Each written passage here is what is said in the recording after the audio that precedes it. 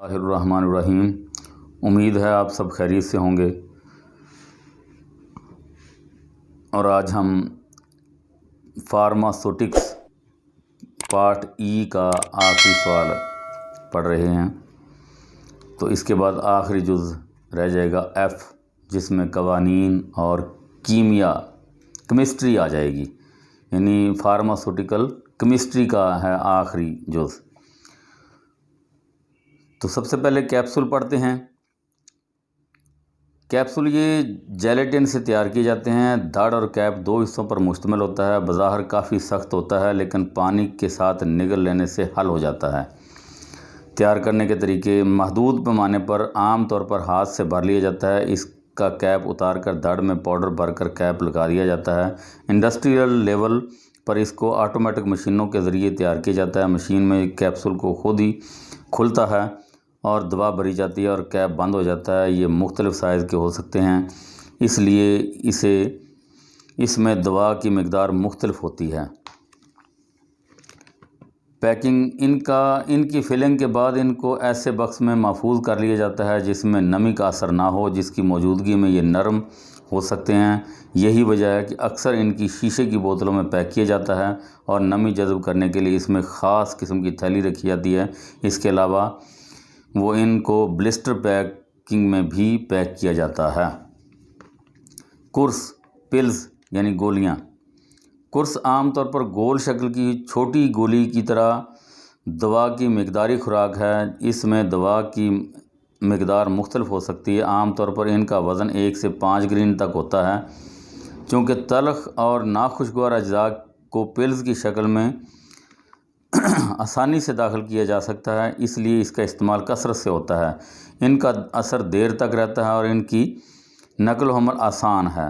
اچھی کورس کی خصوصیات: اچھی کورس میں مندرجہ ذیل خصوصیات کا ہونا ضروری ہے۔ حل پذیری: معدے اور آنتوں میں پلز کا تحلیل ہونا لازمی ہے۔ اسی صورت میں دوا کے اثرات حاصل ہو سکتے ہیں۔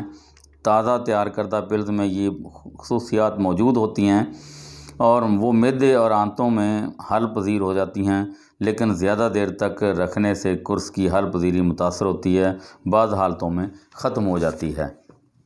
یکسانیت: پلز میں یہ خاصیت ہونی چاہیے کہ پلز میں دوا کی مقداری خوراک یکساں ہو۔ اس مقصد کو حاصل کرنے کے لیے تیاری کے دوران دوا کو پلز کے مادہ میں مکمل مکس ہونا چاہیے۔ وزن میں یکسانیت یعنی مناسب شکل: گولی نگلنے کے لیے اس کی شکل گول یا بیضوی ہونا ضروری ہے۔ خاص طور پر بیضوی گولی یا کورس آسانی سے غذا کی نالی سے گزر جاتی ہے۔ کوٹنگ کرنا: پلز پر مخصوص حالات میں خاص قسم کی کوٹنگ کر دی جاتی ہے، مثلا شوگر کوٹنگ۔ یہ کوٹنگ آسانی سے معدہ اور آنتوں میں اتر جاتی ہے، لیکن اس عمل سے کورس کی ناخوشگوار ذائقے سے نجات مل جاتی ہے اور کورس خوش شکل بھی ہو جاتی ہے۔ بعض اوقات کوٹنگ اجزاء کے ضائع ہونے کو روکتی ہے، مثلا ایلوز کی پلز میں طیارہ تیل کو اڑنے سے محفوظ رکھتی ہے۔ کورس یعنی گولیوں کے تیاری کے اہم مراحل۔ مادہ تیار کرنا: کورس کی تیاری میں استعمال ہونے والے عامل اور غیر عامل ٹھوس اجزاء کو اچھی طرح ملائیں اور ان تمام صفوف کو پلز ہامن میں اچھی طرح ملائیں اور یہ لطیف صفوف کی شکل میں ہونا ضروری ہے۔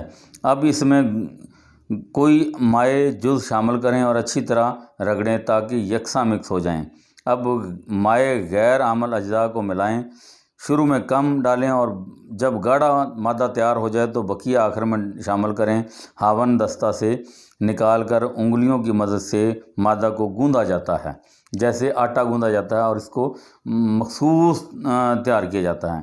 کاٹنا یا گول کرنا، رول کرنا: تمام تیار کردہ مادوں کو پلز مشین کے تختے پر ڈال کر ایک مناسب اور مطلوبہ حجم اور لمبائی تک رول کیا جاتا ہے۔ یہ پلز پائل کہلاتا ہے، اور مناسب سائز کی پلز حاصل کرنے کے لیے اس کا یکساں سائز کا سلنڈر ہونا ضروری ہے۔ پائل کو رگڑ کر رکھ دیا جاتا ہے۔ پائل کو کٹر پر رکھ دیا جاتا ہے، جس میں پلز کی تعداد کی مناسبت سے منقسم حصے ہوتے ہیں۔ کٹر بالائی حصے کو آہستہ سے دبایا جاتا ہے حتیٰ کہ کٹر کے کنارے مل جائیں۔ عام طور پر بالائی کٹر کو 1 منٹ تک حرکت دی جاتی ہے، ہمارے پاس مطلوبہ پلز حاصل ہو جاتی ہے، لیکن یہ عموماً گول نہیں ہوتی۔ اس کو باقاعدہ گول شکل دینے کے لیے لکڑی کے تختے پر پلز راؤنڈر کے ذریعے گول کیا جاتا ہے۔ پلز راؤنڈر پر چاک لگا دیا جاتا ہے تاکہ پلز آسانی سے گول ہو سکیں۔ آخر میں گول پلز کو راؤنڈر میں رکھ کر آہستہ آہستہ صفونی کاغذ سے رگڑتے ہیں تاکہ فالتو صفوف الگ ہو جائے، اور یہ خاص طور پر اس وقت بہت ضروری ہوتا ہے جب پلز کوٹنگ کرنی ہو۔ پلز کی کوٹنگ، پلز کی بعض ناخوشگوار ذائقے کو چھپانے کے لیے اس کی کوٹنگ کی جاتی ہے۔ عام طور پر مندرجہ ذیل قسم کی کوٹنگ ہو سکتی ہے، یعنی شوگر کوٹنگ، وارنشنگ، چاندی چڑھانا، پرل کوٹنگ، جیلیٹن کوٹنگ اور کیراٹن کوٹنگ وغیرہ۔ تو گولیوں کی دوسری شکلیں لوزینجز، تلا یا مالشی تیل، کریم۔ لوزینجز یہ ایسی گول قرص نما ٹھوس شکل کی گولیاں ہوتی ہیں جو سخت ہوتی ہیں، ان میں دوا اور خوشبودار اجزاء شامل ہوتے ہیں۔ ان کو منہ میں رکھتے ہیں اور دوا بتدریج یعنی آہستہ آہستہ خارج ہو جاتی ہے، اور عام طور پر یہ گلے کی خراش وغیرہ کے لیے استعمال کی جاتی ہیں۔ ان کی تیاری میں عامل دوا کی طبی خصوصیات کو مد نظر رکھا جاتا ہے۔ اگر عامل اجزاء حرارت سے مستحکم رہتے ہیں تو سخت کینڈی کا بیس بناتے ہیں، اس کو اتنا مرتکز کرتے ہیں کہ یہ بغیر ٹوٹے مڑ جانے والا مادہ بن جائے۔ اب اس میں عامل اجزاء کو ملایا جاتا ہے اور جب وہ گرم ہو تو آمیزے کو باریک کرتے ہیں یہاں تک کہ ایک یکساں مادہ بن جائے۔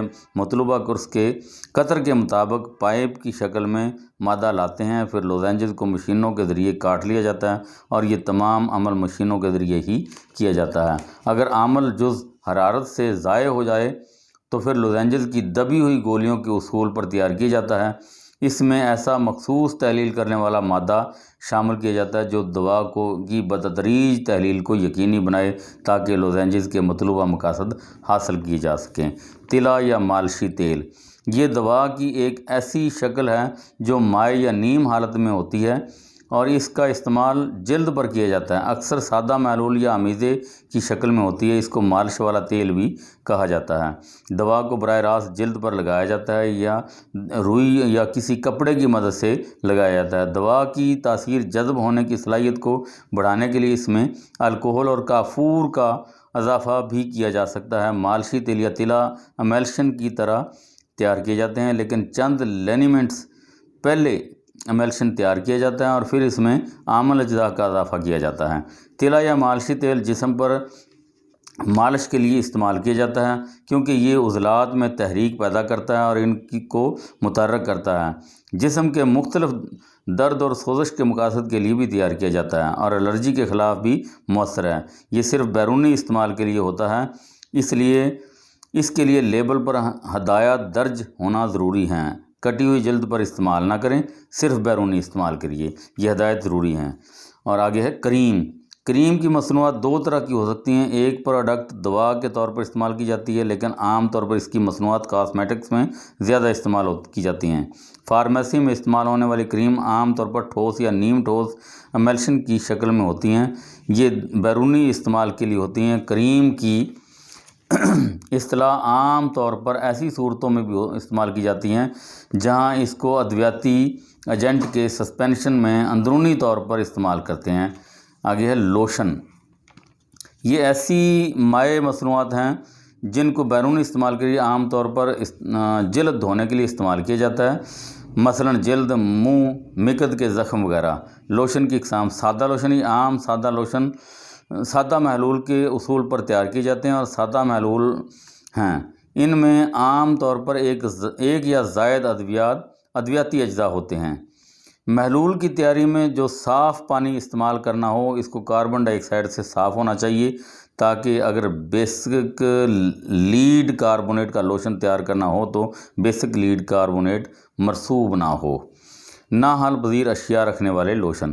یہ ایسے لوشن ہیں جو عام طور پر سسپینشن کے اصول پر تیار کیے جاتے ہیں کیونکہ یہ اجزاء محلل میں نا حل پذیر ہیں۔ اس میں بھی 2 اقسام ہیں، ایک نفوذ پذیر اشیاء کا لوشن مثلا مرسوب اور سلفر، دوسرے نا حل پذیر اشیاء کا لوشن جس میں اجزاء کو معلق رکھنے کے لیے سسپینڈنگ ایجنٹ معلقی ایجنٹ کی ضرورت پڑتی ہے، مثلاً کیلامین لوشن، زنک آکسائڈ وغیرہ مندرجہ ذیل مثال سے واضح کیا جا سکتا ہے۔ کیلامین زنک آکسائڈ یعنی کیلامین جو ہے، یہ نسخہ ہے، آپ لکھ لیں RX لکھ کر، کیلامین 15%، زنک آکسائڈ 5%، گلیسرین 5%۔ تیاری کا طریقہ اس کا یہ ہے کہ حل پذیر اور نا حل پذیر پاؤڈر کو ایک ساتھ باریک کریں اور گلیسرین کے ساتھ یکساں کریم بنائیں، کوئی مزید جز ملائیں اور ہاون دستہ ہاون سے اشیاء کو پیمانے میں منتقل کر دیں۔ ہاون کو پانی سے صاف کریں اور اسے بھی پیمانہ میں ڈال دیں۔ حجم کو حتمی حجم کا 3/4 یا 75% کر لیں۔ پیمانے کی تمام اشیاء کو ہلائیں اور پاؤڈر کے نیچے بیٹھنے کی شرح یا رفتار نوٹ کریں۔ اگر یہ رفتار تیز ہے تو ڈریگاکنتھ کا لعاب کو شامل کر کے حجم مکمل کر لیں، دوسری صورت میں پانی سے حجم مکمل کر لیں۔ عدم تعویض ظاہر کرنے والے لوشن میں عدم تعویض خود پیدا کی جاتی ہے اور ان کے نتیجے میں بننے والی شے لوشن کا اہم جزو ہوتی ہے۔ مندرجہ ذیل مثال اس کی ایک واضح کیا جاتا ہے: zinc sulphate, potassium sulphate, water liquid 4 liquid ounce. Zinc sulphate potassium sulphate سے مل کر حل پذیر زنک سلفائڈ بناتا ہے، جو کہ نفوذ پذیر ہے اور دوا کا عامل جز ہے۔ یہ تیاری کا طریقہ اس کا یہ ہے کہ دونوں اجزاء کو 2 اونس الگ الگ پانی میں حل کریں اور پھر دونوں کو ملا دیں۔ زنک سلفائڈ مرسوب کی شکل میں نیچے بیٹھ جائے گا، جو کہ نفوذ پذیر ہے۔ پیکنگ: لوشن تیار کرنے کے بعد سادہ بوتلوں میں رکھتے ہیں اور سادہ لیبل لگاتے ہیں۔ بیرونی استعمال کے لوشن پر بیرونی استعمال کے لیے کا لیبل لگاتے ہیں۔ آنکھ کے لوشن قطرے والی بوتل کا استعمال مناسب ہونا چاہیے۔ یہ سوال آج کا ختم ہوا اور ساتھ ہی یہ پارٹ ای بھی ختم ہوا۔ وسلام۔